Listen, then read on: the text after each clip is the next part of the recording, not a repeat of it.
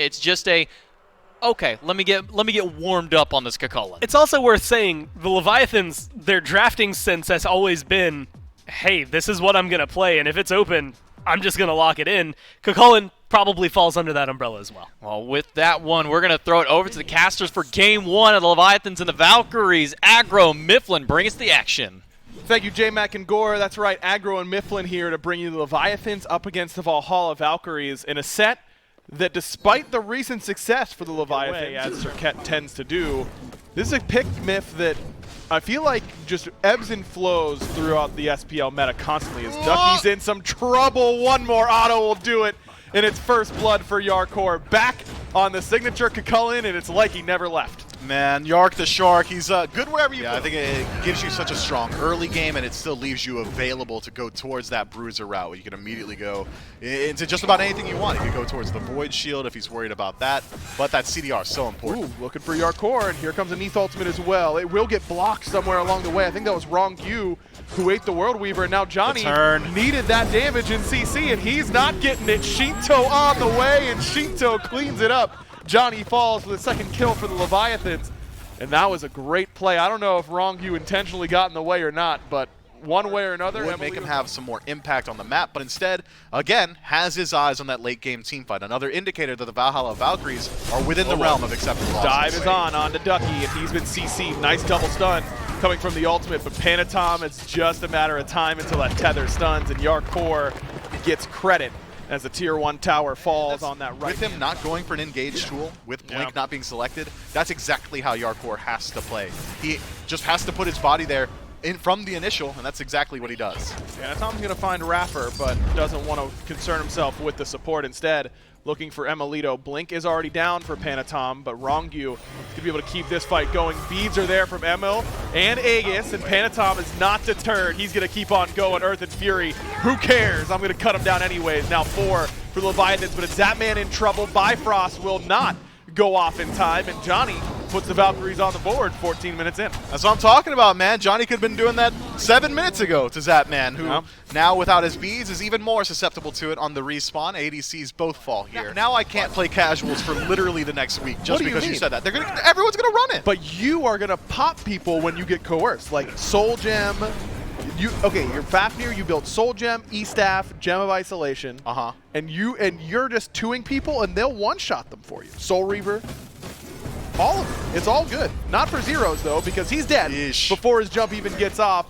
Panatom's able to claim his second, and now Raffer's on the run. Underneath the tower they go, and Shinto is in a bit of trouble pretty far forward, but Ducky gets here just a little bit too late. Shinto's able to reposition, and now Ducky, without his ultimate, is the focus for the Leviathan. Shinto gobbles him up with no problems whatsoever, as the Valkyries now showing up in force, but it feels like it's too little too late, a futile effort in order to try and get some kills on their side. Johnny on the run, Raffer down to 1 HP before Shinto gets the job done, and Dragonflight away. Be gone, Neath. I don't want you anywhere near me.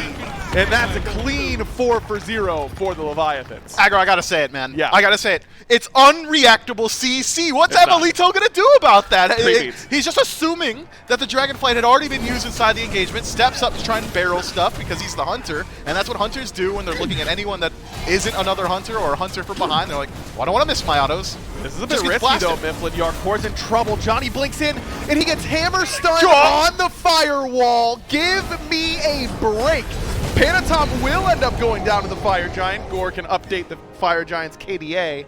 0.0065 to get some value from it, but maybe had he gone for a more aggressive starter, could have utilized that aggression in the build.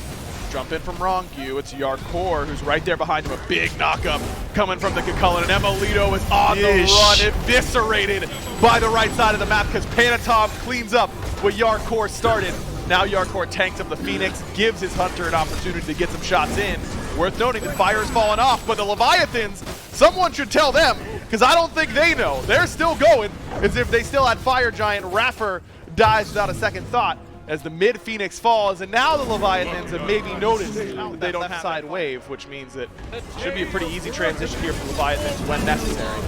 Transformation from Rongyu, and he's the first one in on this right side Phoenix. Johnny lurking in a good position in the back, and there's a good Terra ultimate coming from Raffer, and I just don't know if it's going to matter because Yarkor is unstoppable. 3-0 and 8 right now for the solo laner, and the backline for the Leviathans are free-casting a double kill for Zapman. Shinto notches number 4, and that should do it for game number 1. Well, hold on. The Leviathans like to kill everybody before they kill the Titan. That's been their winning condition.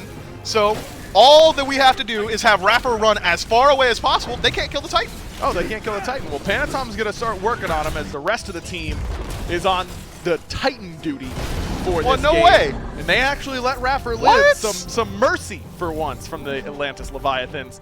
Though you wouldn't know it by the scoreboard. 15-1. Look, they've got Fenrir, Tiamat, King Arthur. Like, if they aren't getting more than 1 kill this game, then something has gone much more wrong than a draft is going to be capable of fixing, right? And I think there's going to be more ample opportunities on this set. There's a lot more capabilities for the Valkyries to find some kills against the Leviathans. It's just going to be up to them to not only find those, but then turn them into something productive. Well, Valkyries got one more shot here to try and bring us to a game 3. We'll see if they can do so. Aggro and Mifflin standing by to bring you the game. Thank you, J-Mac and Gore. Aggro and Mifflin here for game number 2. And Miff, when I was looking, I glanced up at the drafts. I was walking into the room, and I see a set locked in. I'm like, oh, cool. Johnny's playing set. He hasn't played that in a long time.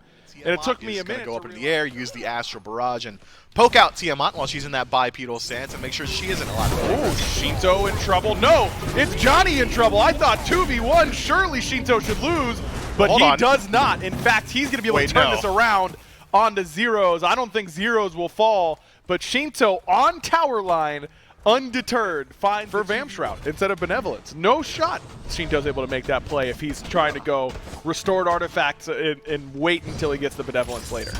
Instead, it's going to be Zapman on the opposite side in a little bit of trouble and taken out by Johnny before he's able to make his way up into the air. But that was an expensive kill. Did cost Raffer the Earthen Fury, which means 5v5 state. Panatom is going to be very patient. Oh, here comes Johnny. Finds Zapman this time with the Brutalize. And now Zap is low on options. Goes up into the sky, but there's not a whole lot of help coming. And Johnny's waiting for him on the landing. Raffer is the one who gets the kill with a big explosion. And Zapman's beads do not save him this time. Man, he got eviscerated inside of that one. The Leviathans weren't quite able to send it. I already used it before we tuned in, so Johnny's rotation will not be easy for him. This is right on time for the purple buff to spawn. Let's see if Zap gets some support from the squad, as he is only level 8.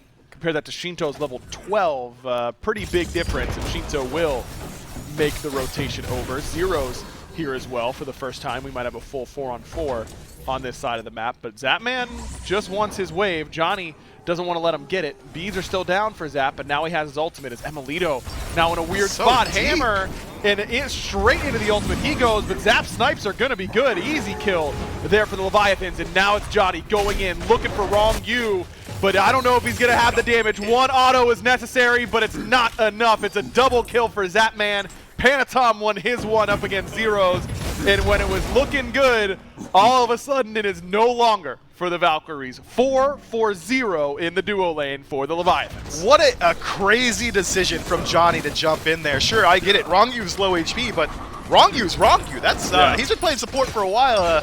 You don't really want to trade the jungler's life out for that one, and Emilito, well, the Leviathans aren't going to make it easy, and already continuing to push the lead. Blink in from Ducky, finds the double cripple. It's a knock-up onto Rongu, and Shinto goes, are you sure? Because I'm down, and I'm going to go up into my Taiko drums, and I'm going to kill Raffer with help from the rest of the boys. Rongu stun does not find a home onto Zeros, and that's a 1-for-0 for the Leviathans.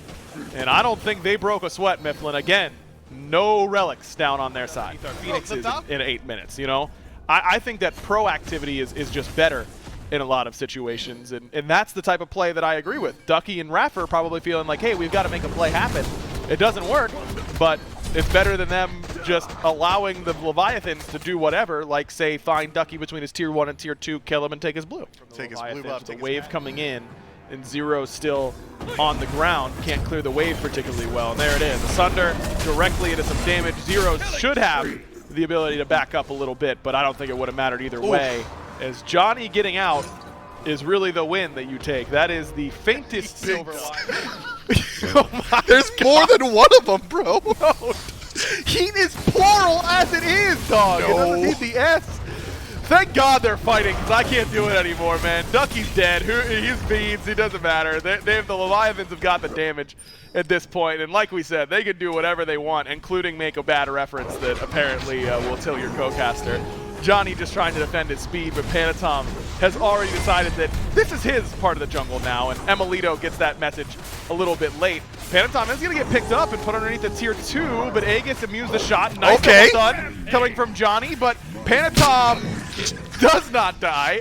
In fact, it's actually the other way around. You see, what had happened was we thought that Panatom was going to die, but then he gets a double kill instead, and now it's Raffer, the lone member of the Valhalla Valkyries. Great stun from Yarkor, and it feels like the Leviathans just do not have anything to worry about on the other side. A deicide at 18.5 minutes, and the Leviathans get to choose what they want to take from the jungle. Legitimately, ask a question. Okay, so when you're on a team that is struggling,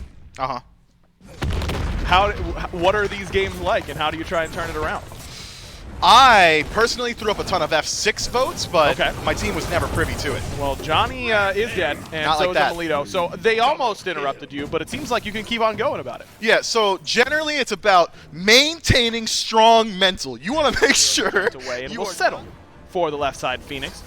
As the Leviathans head towards the mid lane, Johnny going to step up, say, apology, sir, tip his cap, try and run away, but Rongyu has different thoughts. Snipes are good, but it doesn't need it because Rongyu had the damage all by himself. Panatom now into the back line, finds one, unstoppable, and now another as he has fallen as well. Zeros dies, they all fall as the Valkyries are going to get swept here by the Leviathans. The new look Leviathans looking awfully good here in today's set. Early game pressure, Panatom playing set jungle, which is by and large one of the largest departures from just general god pool that I've seen. Panatom